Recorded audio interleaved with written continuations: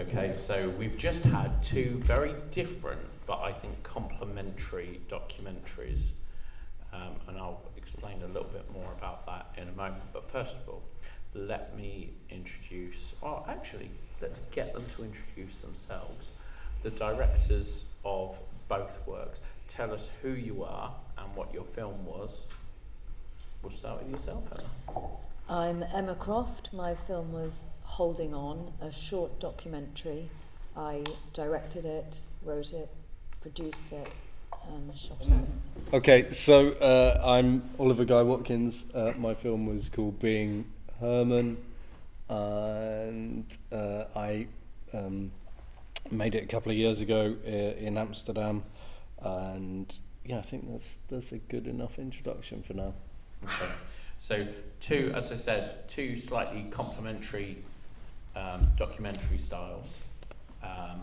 One very fast paced, one very observational, but also, by the same token, both situations illustrating a kind of fast paced lifestyle, because Herman's obviously would have been pre. And, you know, there you are in the world of skating, Emma. Well done. So what made you decide to, I mean, obviously you do actually explain a little bit of that in the introductory moments of your short film. Mm-hmm. Just sort of talk us through that process of coming to it and persuading your son to, you know, play ball. Well, he didn't have a lot of choice when he was young, because I just put a camera on him, and he was quite used to that, so I would often follow him with a camera. I actually had enough footage to probably make a 4-hour documentary, but but I decided to make a short, sharp look at the connection between mother and son as he went, obviously, from a small boy to grow up, and use the skateboarding as a sort of metaphor, really, for their relationship, I suppose. What was your question? Just really what made you decide to go out there and just get on with this? Yeah. So I was actually making this, in the process of making it, before I started making the feature film, and making the feature film that I made gave me time to pause on that, and I was able to go back and then get more footage, which slightly made the film pivot, which I was very pleased about, actually. And when we came to edit it, as I say, I had a lot more footage, but I decided to make, as you say, sort of a fast-paced, shorter film that told the story in a very quick way. Yeah. How difficult did you find the edit process on that?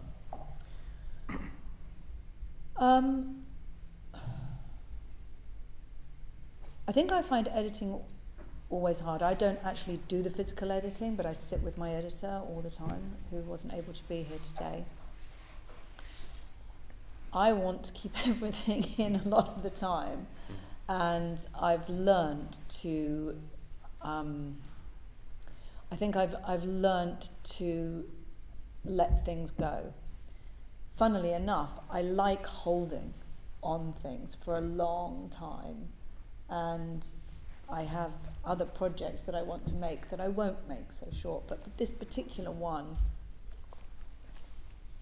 I think that having the sharp edits allowed you to follow the growth of this boy through, I think, a little bit more easily. You could resonate with it, I think, more than being held on him at a particular stage for too long. So I tried to separate myself as the mother, the real mother, from myself as the mother in the film, because I would have just wanted to keep looking at him being cute when he was young for a really long time. Yeah. Yeah. And Oliver, I'm assuming you spent a lot of time on your own in the shooting In life. of this. But do you know what I mean? In the Yeah. shooting of this, Mm-hmm. because it's quite hard to persuade people to sit around and watch people slowly moving through their day, isn't it? Yeah, although I think I have a cinematographer that I work with quite frequently who worked on this with me, and we complement each other very well because he tends to sit and be patient and wait and let things happen, and I come in and mess it all up. And those two structures work really well. So John is very, very good at disappearing into a room, and he sat with Harman for I think about 8 or 9 days, and just filmed from the corner of the room. I would like to say that Harman wasn't or got to a point where he didn't realise that John was there, but I think he was pretty conscious the whole time that John was there, to be honest. So yeah, it's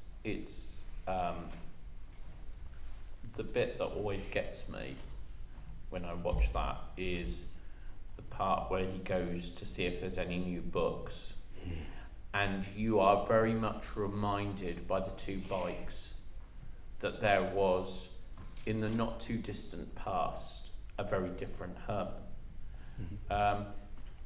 And I think that's the real tragedy of your film, just that the fact that it's obviously not that far behind, because you take a bike in, how difficult do you find making this sort of film on an emotional level?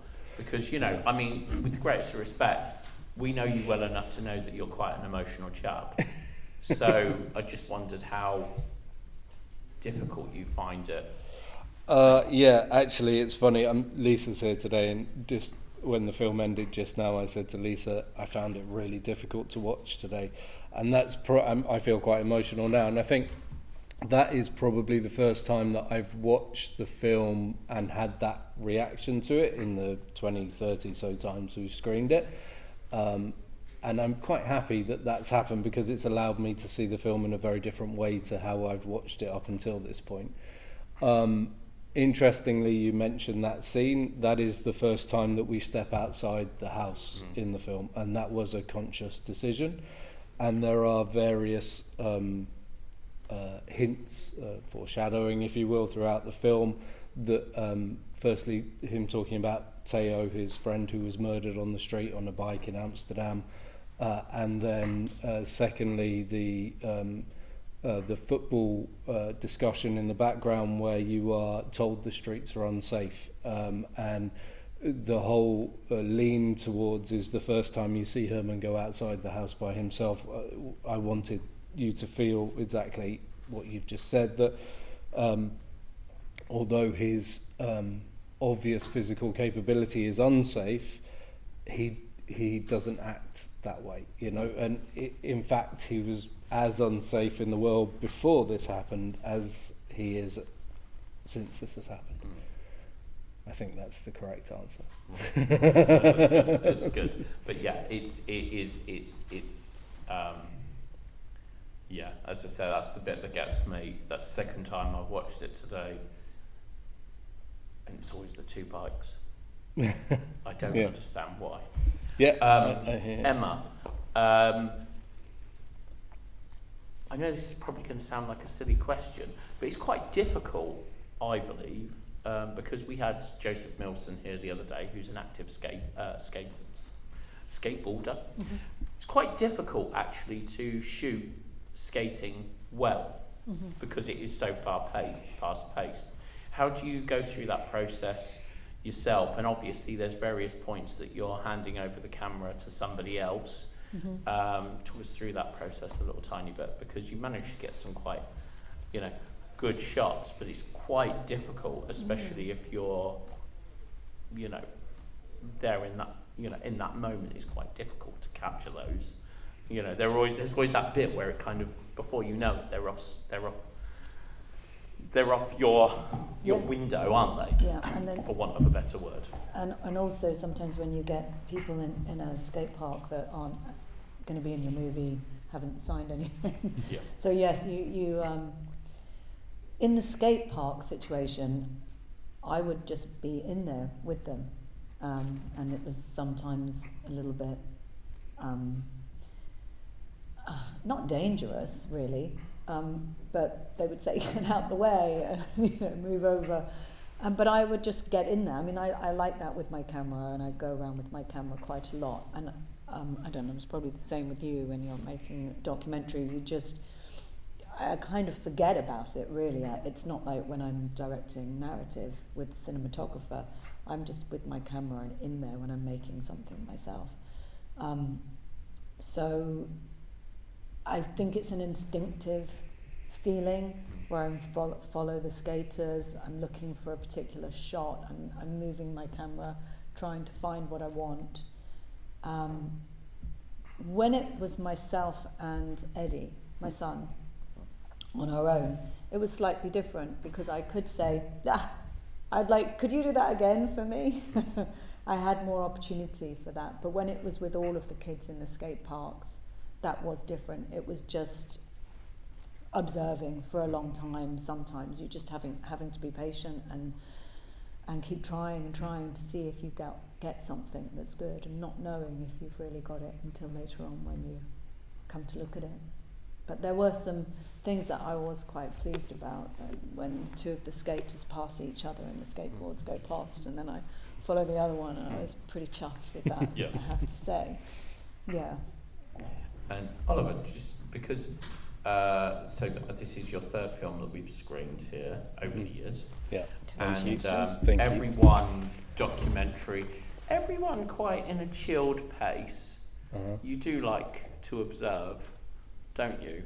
And I think, but how do you find your subject? Is it through random introduction? So just to clarify, the first film we showed, you were observing James, weren't you? And then I think was it last? No, it was the year before last. Mm-hmm. You were in this immersive game world, for want of a better term. So what is it that feeds your brain that brings you to these subjects? And actually, I should ask the question: what brought you to Harman? They're two very big questions. Okay. The truth is that I believe you should make work about what you know around the world, and therefore all of my films are really made about people in my life in some way, like someone who's had an impression on me in some way, shape or form. I think, Harman and Lisa came into my life at a point where, ironically, when I was here last time talking about a film, my life wasn't in a great position, and Harman and Lisa were very hospitable. That's the correct word. Yes. And I stayed in their attic, and I'd known Lisa because we played squash together for a number of years, but I didn't really have any understanding of her personal situation at home, and I very quickly learnt that, and was very overwhelmed by the way that all of them dealt with that situation. Actually, Harman, Lisa, the kids, and the wider family and friend group, and I think the sheer positivity was just infectious. And although the film is very slow and very, it's meant to be very overwhelming in some ways,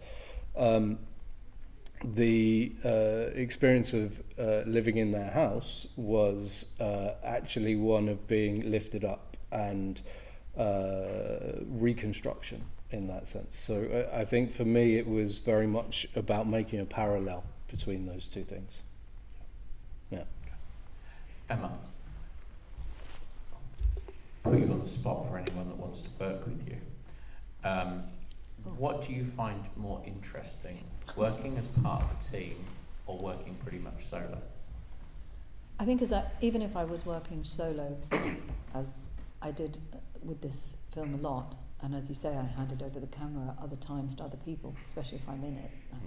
I could set up on a tripod, but other times I wanted the camera to move. I have another film that is not yet finished that I have made as much as I could on my own as an experiment, and then it gets to the point where I need a team. You cannot really make a film on your own unless you have all the skills of grading, editing, everything. Even then, when you want to bring it to film festivals, you're not presenting it on your own. No. You know, it's through you. So I do like working on my own up to an extent when I'm developing a project. But even now, when I'm working on getting new projects ready to pitch for funding, I actually tend to do that now with people that are on my team. I've worked with the same composer, editor, grader, and sound designer a number of times now, and I feel very comfortable working with them, and I love collaborating with them, and I actually encourage them to bring ideas to help me, even at the beginning, if there's something that they see in the story that I'm showing them. So I don't think I have a best, it's something I prefer. I think it very much depends on the project, the subject matter, whether it's a documentary, a narrative, feature or short. That sometimes they're going to have a different feeling, because I don't want to tell the same story over and over. I enjoy exploring different different stories and different ways of telling them, I suppose. This one was very much a mother's perspective on something, on the child growing up, and that awful thing of breaking up with your own son. So it very much had to be me making it. I don't think it would have worked any other way. Yeah. And Oliver, you pretty much choose to be, a very small gang, but for good intention, because obviously all the stuff that you do is very observational, and the more people you've got kicking around, I guess the more difficult it is for people to forget that you're there. Do you enjoy working? I mean, obviously you enjoy working in that style, because you always work in that style, or at least certainly the films that we've been exposed to by yourself. And then the second half of that question is, could you see a way that you could work in a bigger capacity whilst capturing the same sort of content? Yeah, I think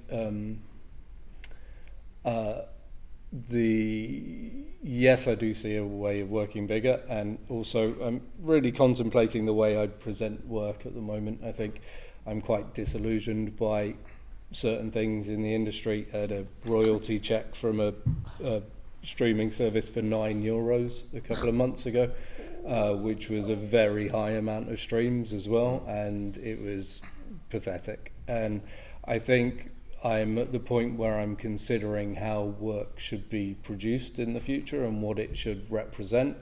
In some ways I'm contemplating moving into more of a gallery space in the likes of Douglas Gordon, or work a lot that inspires me in that field, more so than a traditional filmmaking route, which I think maybe suits the work that I make more anyway. But I mean, filmmaking's a difficult process, right? And it is reliant on you having a good set of people around you, supporting you, and essentially you sharing that idea with other people, so that it is not just your creation at that point. It is something that's shared between the people that work on it. I'm going to open up any questions we might have to the audience. Have we got any? I've one straight at the front to start us off. So, and this is a question for both of you. If you could have a documentary maker make a film about your life, which documentary maker would you pick and why? Oh, that's a really difficult question. I think I've got director right here. There we go. Can I just say, I loved your film. I thought I think it's a beautiful capture of the patience and the love shown in a situation like that.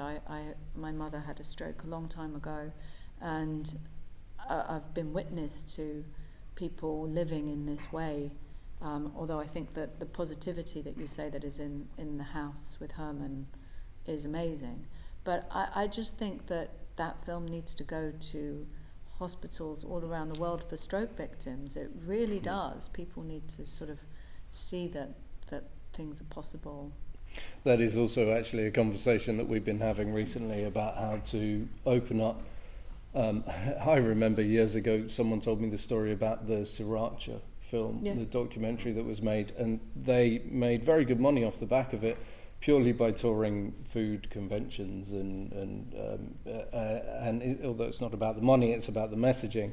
I think in a similar way I would like to try and open a door with this film to do that. So yeah, I appreciate I don't know if we actually answered the question. Answered your question at all, really. I'd probably take I have no idea actually. I'd rather someone didn't make a documentary about my life, if that's okay. Yeah. I mean, goodness knows where that would go. And I just want to say, and I think I've probably explained this to you, last summer I had a little tiny stroke, and one of the first films that I watched post-stroke was Being Harman. Yeah. So, and I think that's probably why it hits me on an emotional level, because you look at it and you think to yourself, as hard done by as I feel right now, it could have been worse. Yeah. But there was still the optimism there. So, back to the audience. Any other questions? One straight behind the camera. Harman, was he somebody that Dutch people would actually know, or was he just a random person? It depends what bar you went into in Amsterdam. Oh, was